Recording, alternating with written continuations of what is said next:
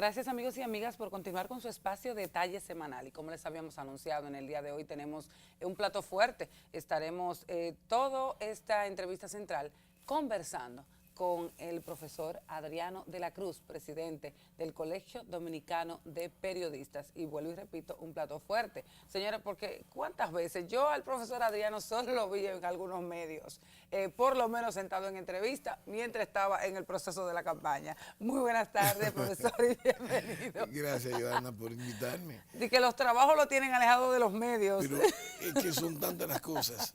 Primero porque la mayoría de nuestros periodistas no saben lo que es un colegio. Ajá. Y, Ay, mi madre. y el trato que le dan es de sindicato. Ok. Mire, Sí. eso hay que analizarlo. Si el trato, la gente va al colegio creyendo que es un sindicato. ¿Y cómo así? Explíqueme, de una vez vamos a entrar en materia. Entramos enseguida. ¿Cuál es ese punto de que el periodista per se no entiende el rol del Colegio Dominicano de Periodistas? ¿Por qué lo dice? ¿Qué casos se le han dado a usted recientemente? Desde que entré, comencé Está recibiendo piña. sí, cajas. Me están dando cajas. Mira, la gente cree que el colegio Ok. debe resolverle las mismas cuestiones que se dan con el sindicato. Tú sabes que aquí hay una historia del sindicato desde el año de 1962, que llegaron los primeros sindicatos, realizando actividades prácticamente era paternal. El sindicato era tu casa paternal. Proteccionista. Sí, más grave que el proteccionismo. Paternal. ¿Ah? O parental, que palabra que está de moda ahora, el parentalismo. Usted sabe que la Real Academia siempre permite que uno incluya algunos términos. Sí, pero eso me gustó mucho. El otro día me dijo, no, eso es parentalismo. Digo yo, eso es, sí, es parental. Eso es de padre. Oye, me guardé la palabra. Pero, y ya la está sí, utilizando. no, ahora sí, porque me cupo. Mira, la gente va primero buscando la pensión. Sí. Averiguando cuánto me toca porque me voy a salir de ese trabajo o me liquidaron, cuánto me toca. Van al colegio. Al colegio, o sea, obvian el sindicato. Sí. Y entonces, ¿por qué no van al sindicato? Ah, porque yo soy miembro del colegio. Oye, no, yo soy miembro del colegio y aquí es que tienen que darme respuestas a mis problemas. No, es un asunto sindical. Esas luchas de reivindicaciones y cuánto me pagan, cuánto me quitan, cuánto me están cobrando de impuestos, porque sé yo, es un asunto sindical, eso no es asunto del colegio.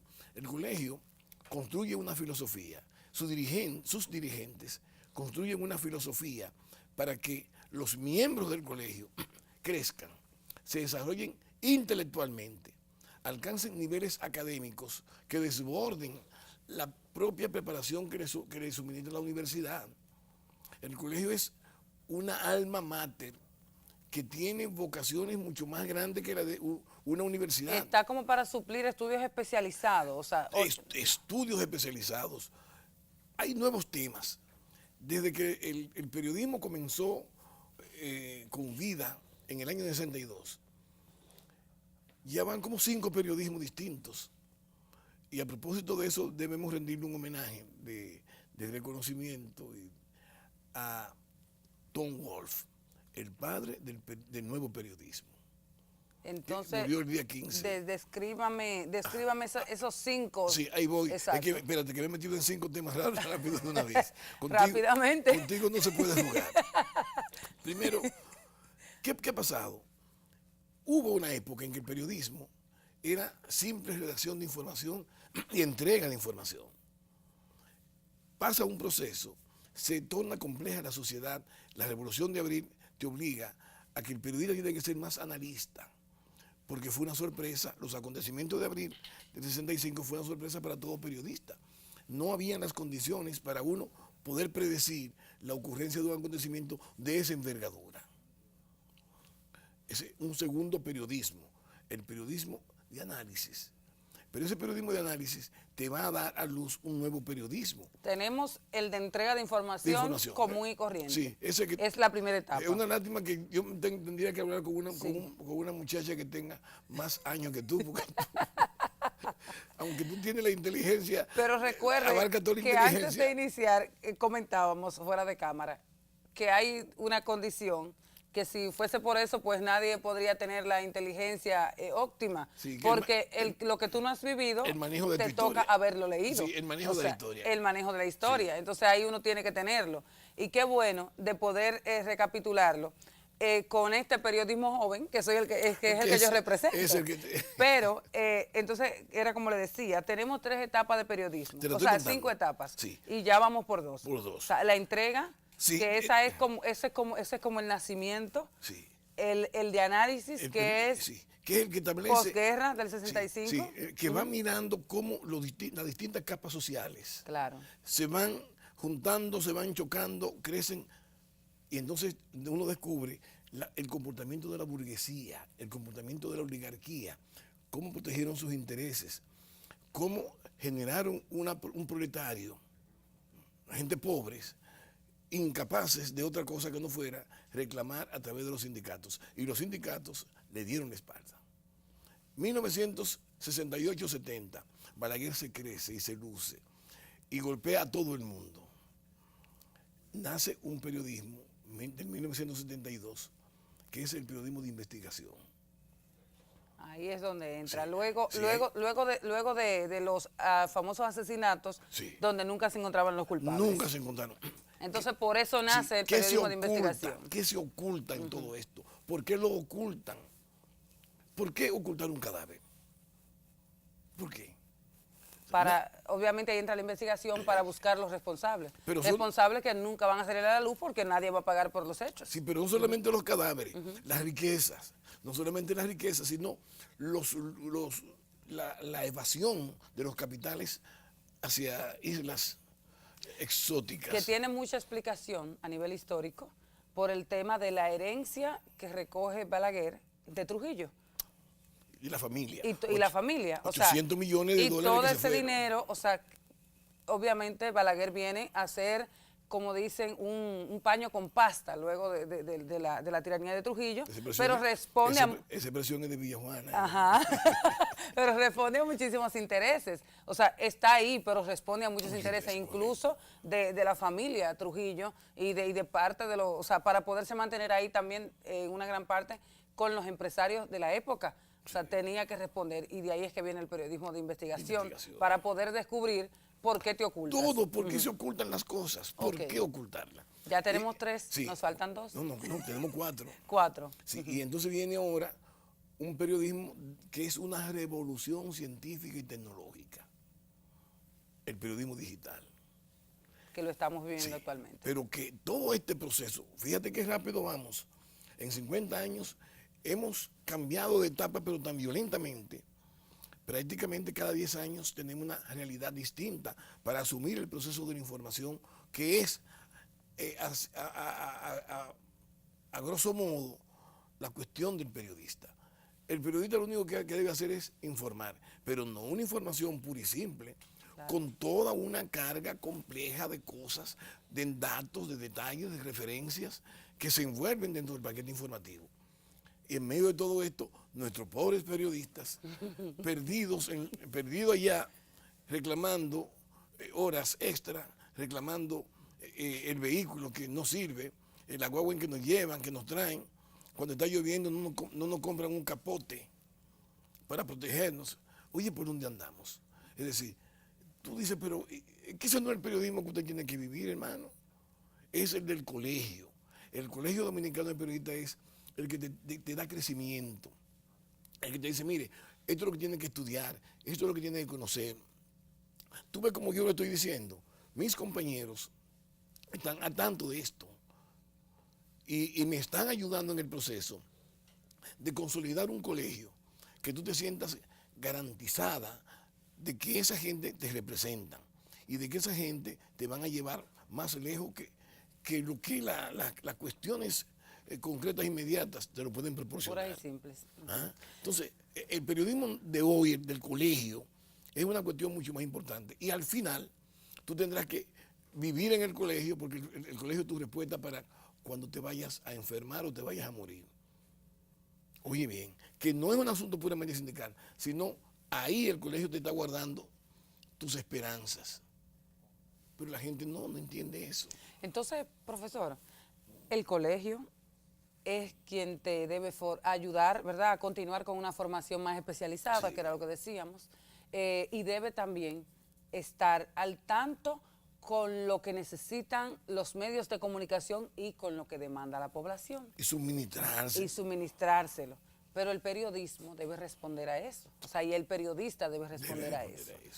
Cuando nosotros decimos, por ejemplo, que el colegio está ahí como representante de esa clase trabajadora de los medios de comunicación, o sea, y de de su responsabilidad con la información, Sí. ¿hasta dónde el colegio entiende que no tenemos en la República Dominicana una importante retranca con el tema de cómo se sirve la información? O sea, ¿cómo usted ve esa participación de sectores, obviamente, de poder y información periodística? O sea, ¿cómo estamos a nivel de pluralidad en la República Dominicana? Bueno, tú tienes un raro encanto de poner las cosas, de poner temas profundos ahí arriba en la superficie. Mira qué fenómeno se da. Sí. Obvio que la complejidad social ha creado un tipo de periodismo donde tú no puedes decirlo todo, pero debes decirlo. Yo he estado a punto de mandarle una carta a todos los periodistas del interior del país, donde les digo, no ataquen a la gente que hace narcotráfico. ¿Te parece una cosa? Primero, porque tú no tienes, porque los narcotraficantes son muchos y están muy enredados, y tienen mucha autoridad, tienen mucha fuerza, tienen mucho poder. Tú oyes ya fácil que un fiscal trafica droga, no un oficial de la policía, no, un fiscal.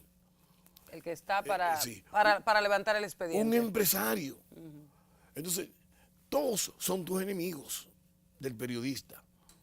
Y te están acechando que tú digas una palabra descompuesta para ponerle un nombre y enseguida someterte a la justicia. Porque te tienen un resentimiento, te tienen un recelo, te están persiguiendo. Es una gran suerte que no tengamos periodistas presos.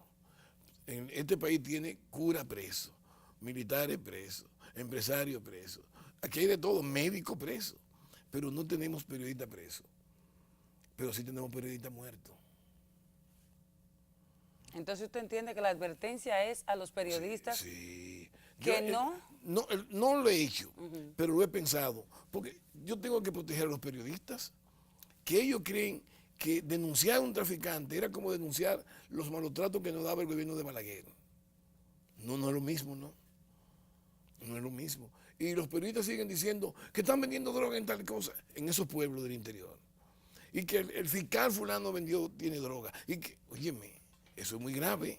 Y entonces, ¿qué usted les recomienda? Porque No todavía. pero tomando en cuenta, por Estoy ejemplo. pensándolo.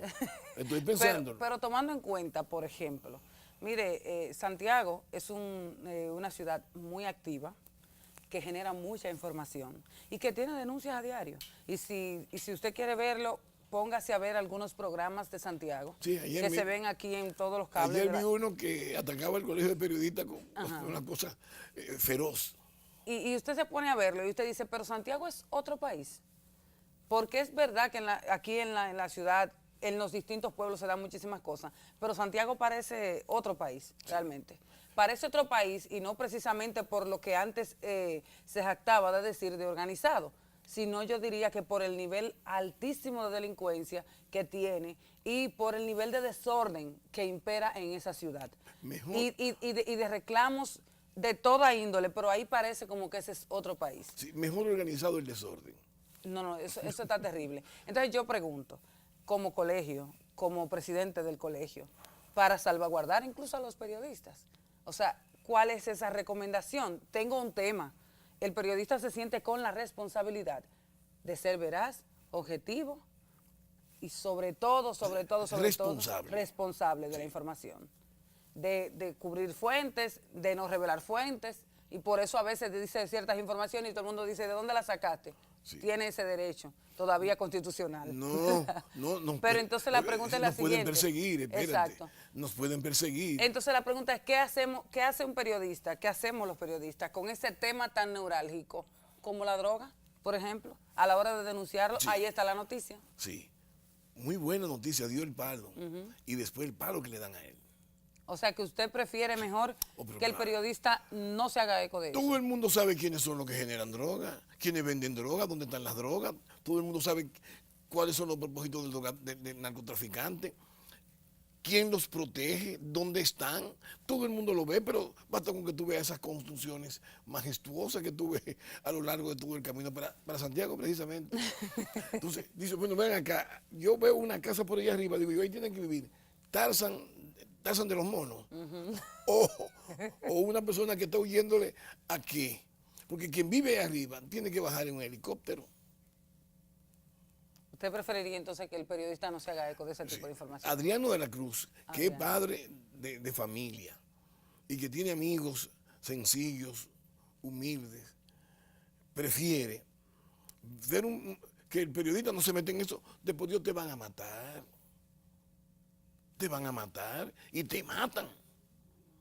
Porque, Informaciones, profesor. y las autoridades saben quiénes son, porque que son, para ellos no es nuevo. Y trabajan en complicidad con las autoridades también. Por Dios. Profesor, como usted dijo que no quería que los periodistas se metieran en el tema de la droga, entonces lo voy a sacar de ahí. Sí, por La favor. pregunta es la siguiente. No se puede o no se debería hablar sobre temas de narcotráfico porque eso pone en riesgo la vida del periodista. Denuncias del gobierno. El gobierno de la República Dominicana, igual que los gobiernos del mundo, o sea, pero podríamos decir que los de Suramérica, Centroamérica y el Caribe están como más en esa tesitura ahora, por influencias de otros poderes.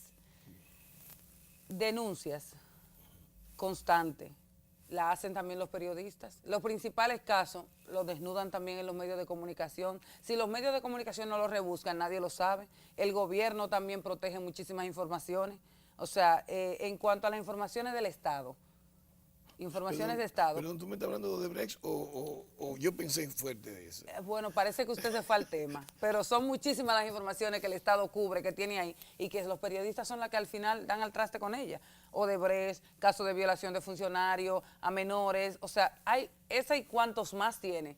Porque el otro día me di cuenta que la Fiscalía del Distrito Nacional tiene casos con que hundir el país, de funcionarios incluso buscados a nivel internacional. Casos muy fuertes, pero lo tiene ahí salvaguardados, lamentablemente. Bueno, el periodismo con esa parte. Si cuando tú te das cuenta, tú periodista, te das cuenta de que, ¿y por qué eso? Pero ¿y por qué no lo someten a la justicia?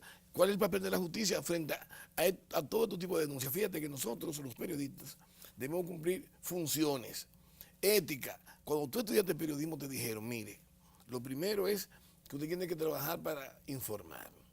Luego, orientar, para hacer un periodismo educativo o ensaltarte en los procesos educativos. Tú tienes que denunciar, tú tienes que criticar. Esas funciones, esas 6 funciones son vitales. Para ejercer un periodismo. Sí, un ejercicio pleno. Ahora, ¿qué pasa? Cuando tú entras a una oficina de procuraduría, de fiscalía, y tú ves esos folders así. No se le ve la cara al Sí, fiscal. y tú le dices, y ese folder, ese es el caso tal. ¿Y qué ha pasado con ese caso? Se murió. Se murió. Yo no estoy aquí para hacer una lista denunciando todos los casos. Pero la gente debe pensar, todas las denuncias que han aparecido en los medios, denuncia, una función nuestra, que han aparecido en los medios, y que nadie se ha hecho eco de eso. O sea, no ha habido persecución. Ahora, yo te pregunto, y me respondo de una vez, perdimos nuestro tiempo y generamos resentimientos y nos están acechando a los periodistas. Todo el tiempo. Y un día tú encuentras con que nos dieron el golpe. Tú no sabes dónde vino el golpe.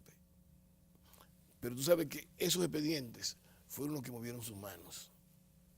Entonces, ¿cuál es la recomendación para el periodista? Porque, No, porque ahí está la función de uno, entonces, sí. y se supone que si usted tiene que dejar entonces de hacer ese tipo de trabajos representativos para la sociedad y que obviamente al periodista lo mueve como si fuese parte de la comida del día a día. Sí. Entonces tú dices, Adriano, se te metió el miedo. Eso es lo que tú me estás preguntando. Que, si ¿Qué hace el periodista? O sea, sí. deja de hacer esa función, según la recomendación de Sí, usted. mira, hay funciones que son evidentemente de alta responsabilidad Sí. y debe cumplirla. Pero cuando tú puedas caerle detrás a un caso, que tú vas a llegar al final, entonces haz el trabajo, corre los riesgos. Pero a muchos casitos, que tú sabes que ya forman parte de los 27.000 puntos de venta de droga que tiene la capital, no juegues con eso, no te expongas. Ahora, hay casos que son puntuales, que tú puedes señalarlo y que tú vas a estar encima de todo eso y que vas a correr el riesgo. Bueno, es un solo riesgo, no son muchos riesguitos que te están metiendo en ellos. Es preferible un solo enemigo que tú puedes identificar que 50.000 enemigos que tú no sabes dónde están. ¿Y esto no le pone como una mordaza al periodista? Autocensura se puede llamar. Pero tarde o temprano tú vas a señalar casos. Tú vas a engancharte con un caso. Sí, yo fui que denuncié eso. O sea, que usted no critica la autocensura, no lo ve como negativo para el periodismo. En la República Dominicana es mejor vivo que muerto. Lamentablemente. Fíjate, Profesor, pero sí. estamos llegando a grados bastantes, delicados, cuando se entiende, o sea, que es mejor callar y dejar pasar casos en periodismo que tratarlos. El Estado, el narcotráfico está ahí y actúa, pero las autoridades son los que lo protegen. Es la fiscalía que tiene los expedientes y es mejor que el periodista no lo trate y que deje que la fiscalía haga lo que pueda y lo que quiera, cuando quiera. Entonces significa que ahí hay una impunidad que está protegida por el Estado, por el Poder Ejecutivo, por el Poder Judicial, por el Legislativo. A eso fue que llegamos, que se ha creado una atmósfera de impunidad, que todo el mundo está señalando, mira dónde está el problema. Es que aquí estamos, laissez-faire, estamos dejando hacer, estamos dejando pasar. Porque esto beneficia y conviene a un ejercicio del Estado. Eso es lo que yo quiero que quede desnudo. Señores, en un país donde la prensa tiene su reserva para dar información, es peligroso el asunto. Profesor, vamos a hacer una pausa de publicidad y cuando retornemos, esta conversación está súper interesante. Vamos a hablar también de qué tanto se siente representado ese periodista que también hace denuncias, también es perseguido por la justicia, y que el Colegio Dominicano de Periodistas tiene un rol estelar en ese momento para poder continuar con este momento tan neurálgico del periodismo, del intercambio de información que se da en la República Dominicana. Ya regresamos.